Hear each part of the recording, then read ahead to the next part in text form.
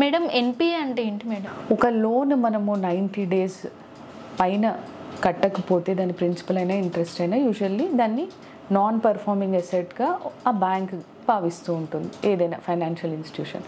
Usually ఈ NPS మనం home loans దగ్గరికి వచ్చేసరికి అంటే సెక్యూర్డ్ లోన్స్ అంటే మామూలుగా 2 రకాల లోన్స్ ఉంటాయి, అన్సెక్యూర్డ్, సెక్యూర్డ్ లోన్స్.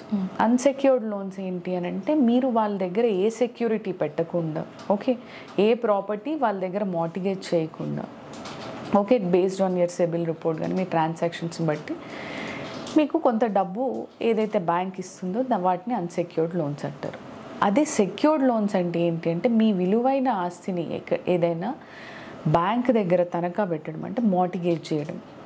అది ఇల్లైనా అయి ఉండొచ్చు, విలువైన స్థలమైనా అయి ఉండొచ్చు, పొలమైనా అయి ఉండొచ్చు, బంగారము, ఇవన్నీ సెక్యూర్డ్ లోన్స్ కిందికి వస్తాయి, వెహికల్ లోన్స్ ఇవన్నీ.